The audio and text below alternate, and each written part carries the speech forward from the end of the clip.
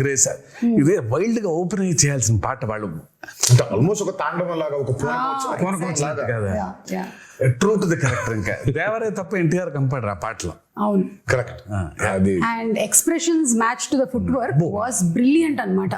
And పెద్ద ఎన్టీఆర్ గారి step ని తీసుకొని రావటం అది ఇంటెన్షనల్ గా కాదు అసలు, అది అందరు కనెక్ట్ అయిపోయారు అలా. కానీ బట్ ఇట్ వాస్ నెవర్ తాతగారిది ఇమిటేట్ చెయ్యాలనేది చేసింది కాదు. అది నాకు మొన్నటిదాకా కూడా తెలియదు అది అలా ఉందా అని. నేను అనుకోలేదు. బట్ అది తర్వాత ఎప్పుడైతే పాట రిలీజ్ అయిందో దాని తర్వాత ఎప్పుడైతే ఫ్యాన్స్ అందరు చూసి ఇది తాతగారి లాగా పెద్ద ఎన్టీఆర్ గారి స్టెప్ లాగా ఉందన్నారు, అప్పుడు రియలైజ్ అయినా. అవునా, నాకు మేము అసలు అనుకోలేదు. అది ఇంటెన్షనల్ గా చేసింది కూడా కాదు. అది అదే ఆయన ఏదో ఫీల్ అయ్యాడు, ఈ లోపల పెట్టుకోవాలి, ఇది ఇలా అనుకోవాలి, జుట్టు సవరించుకోవాలి, దీన్ని ఇలా లోపల పెట్టుకోవాలి అని ఆయన స్టైల్ గా ఫీల్ అయ్యాడు. ఇంకా అక్కడి నుంచి ఇలా వచ్చింది.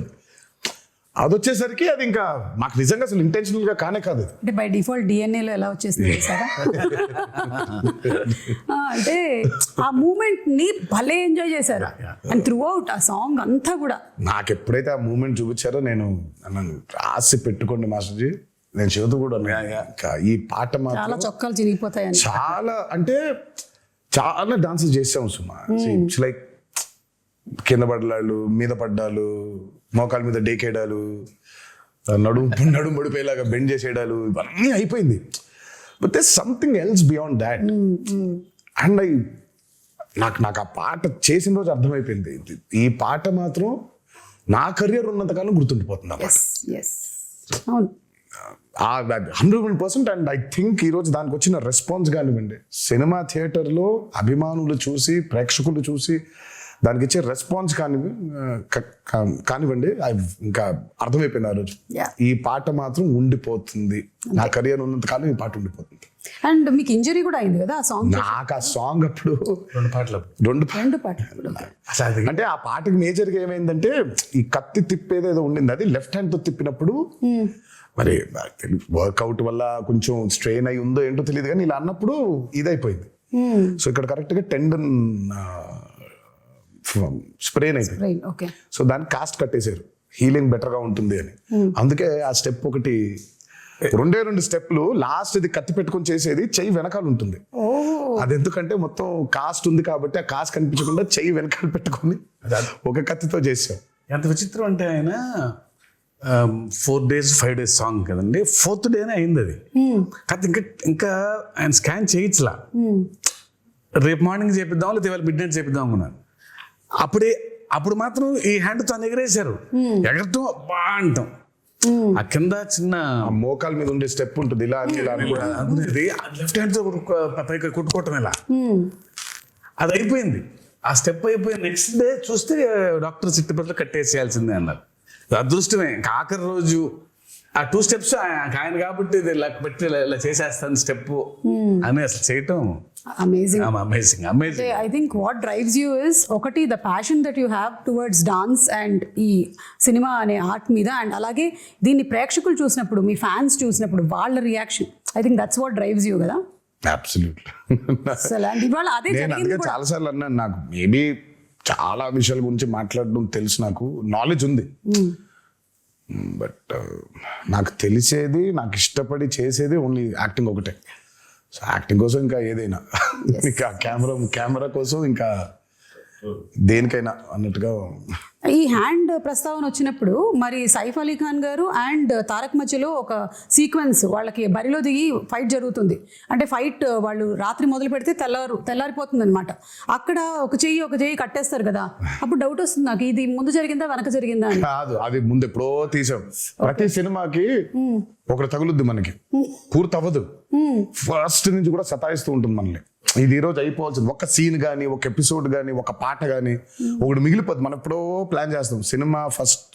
సినిమా మొదలు పెట్టిన రోజు ప్లాన్ చేసింది ఇది, అది సినిమా ఆఖరి రోజుకి అయింది. అది ఏది, ఈ పాట, ఆయుధ పూజ పాట. అందులో ఒక బిట్టు మాత్రం సైఫ్ అలీ ఖాన్ నేను ఆయన ఇద్దరం కొట్టుకొని కింద పడిపోయిన తర్వాత దేవుడు అడిగినట్టు చెప్పినట్టు అని ఉంటుంది. పై చేయి పట్టుకొని లేపు, అక్కడ చూస్తే షర్ట్ కిందకు ఉంటుంది, అక్కడ కట్టుంది కాబట్టి షర్ట్ కిందకి దింపే సాంగ్ అప్పుడు తీసాను. ఓకే, ఇప్పుడు ఇంటర్వ్యూ చూసిన తర్వాత మళ్ళీ వెళ్ళి చూస్తారు. ఇంకా నరకం అండి డాన్స్ అంటే, అట్లీస్ట్ అబౌట్ లిటరల్ గా కొట్టుకోవడం, ఇంకా ఆల్మోస్ట్ అలాగే దుమ్ము కింద పడాలి వాళ్ళు, కొట్టుకోవాలి, బ్లడ్ అసలు అమ్మో.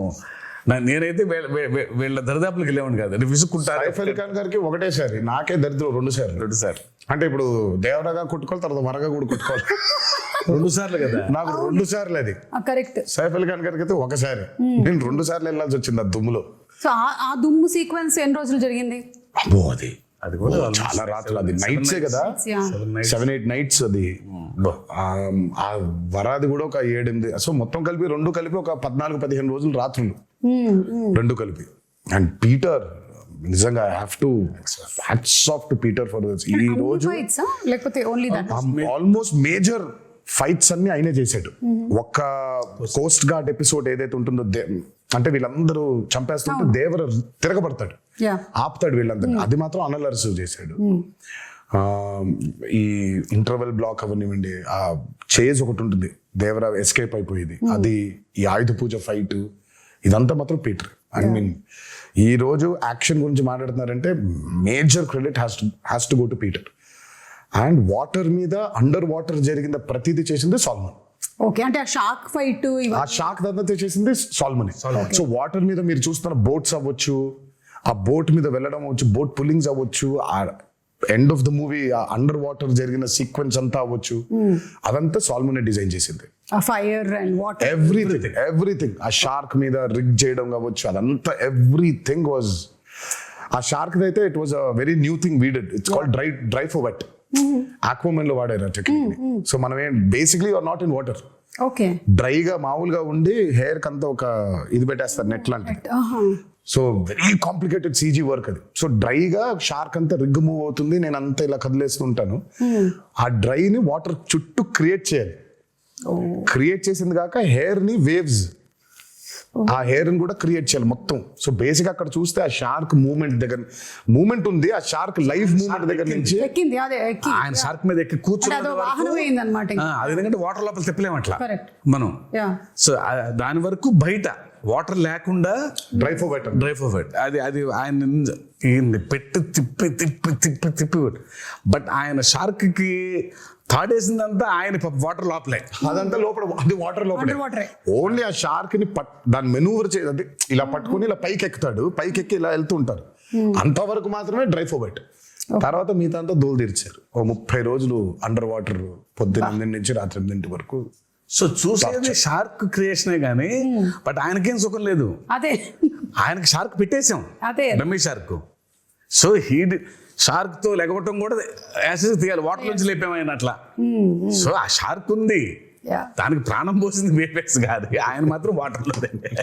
అసలు ఒక్కొక్కటి వింటూ ఉంటే ఒక్కొక్క సీక్వెన్స్ కోసం మాకు ప్రేక్షకులుగా మేము చూసేస్తాం అంతే. జస్ట్ వాచ్ ఇట్, బాగా చేశారు, బాగా చేయలేదు, ఇవన్నీ మాట్లాడుకుంటాం, కానీ ఎంత ప్రాణం పెట్టి చేయాల్సి వస్తుంది.